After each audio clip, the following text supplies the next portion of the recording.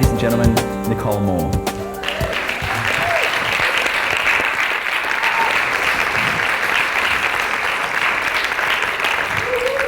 One of the greatest teachers of our times had a very simple message. Love one another. How? Not many of us have got that one down. I mean, you don't have to look very far to see what we're doing to each other as nations, as individuals. Another great teacher said, don't be attached. Accept what comes. Observe what is. Let go. Well, that would require a great amount of trust in each other and in the world as a safe place to be. Who we are, not who we aspire or pretend to be. And I believe that these two teachings are difficult for us because of the way that we are imprinted as we enter the world. I was a VBAC baby, a vaginal birth after a cesarean. My mother was happy with this achievement. She felt accomplished and empowered after the difficult circumstances of her first birth. I was induced because she was kind of scared and nervous. There'd been complications after her first birth 2 years prior. And then, after I was born, she was told not to breastfeed me, that the hormones would be no good for her. It was 1974 and she didn't know any better. She didn't know that the very hormones that she was being warned against were the ones that would keep her and I happy, bonded, blissful. So she did as she was told and she covered her breasts. She ignored her aching heart and my cries until slowly and sadly I got the message. I got the message that my needs weren't important, that nobody would come if I cried, that maybe I wasn't important or worthy of love. And I'm not blaming Mum, I'm sure it wasn't easy for her. But for baby me, those imprints have a lasting impact on my life today. And not because I'm a sook, but because of my limbic imprint. The fact that my nervous system was developing, neural pathways and transmitters developing at that very moment in which she was saying no. I went on to experience more longing when my father left before I was 3, and I didn't get to see him much. And then as a teenager and a young adult, with my low self-esteem, my habit of longing, my limbic imprint in action, I went on to manifest all kinds of situations where that melancholic longing could thrive.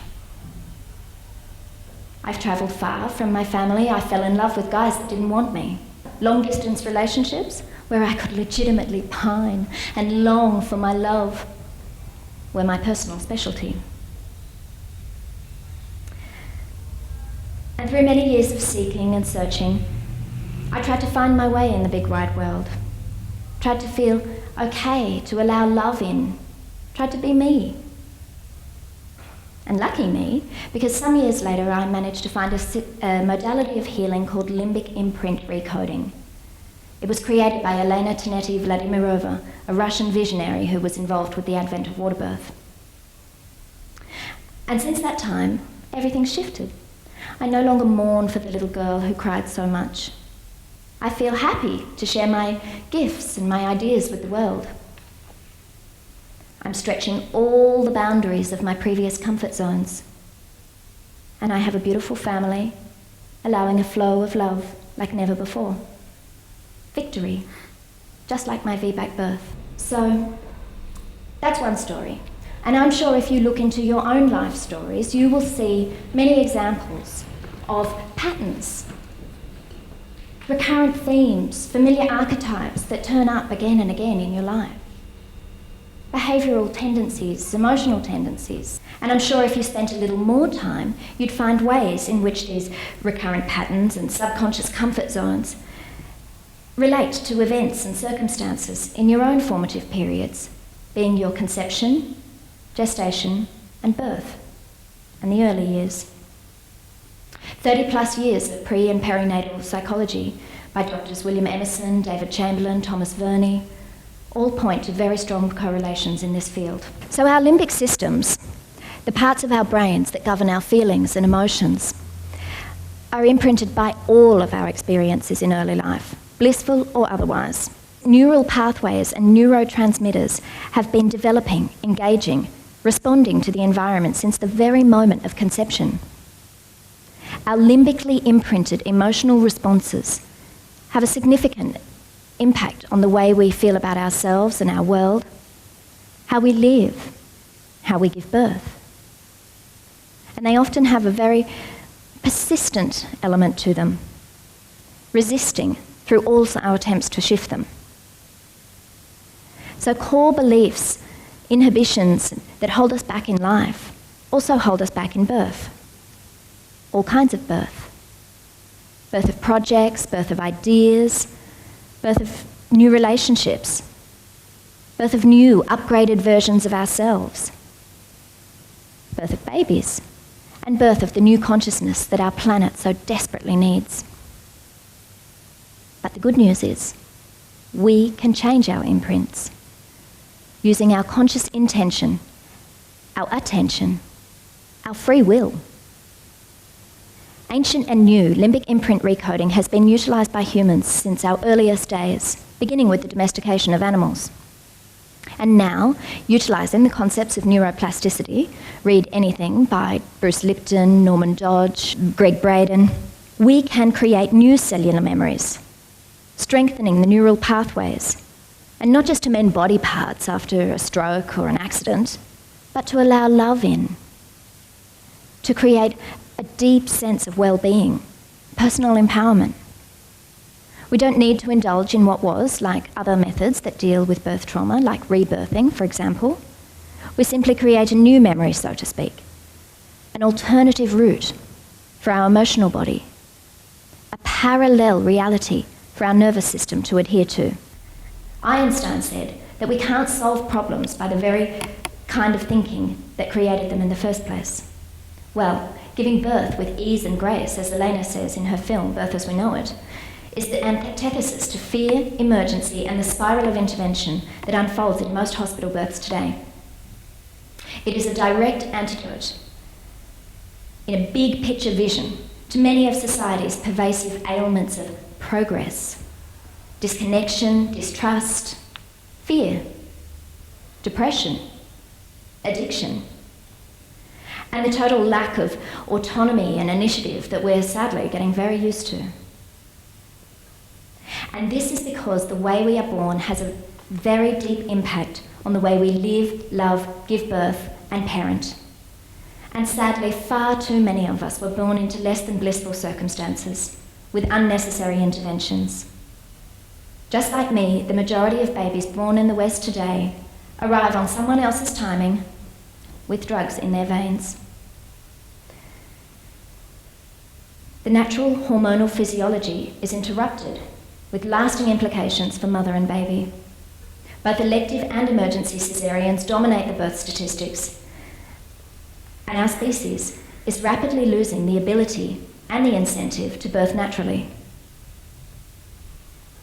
Most complications at birth are triggered by a woman's own birth trauma, and yet they can be prevented by preparation during pregnancy.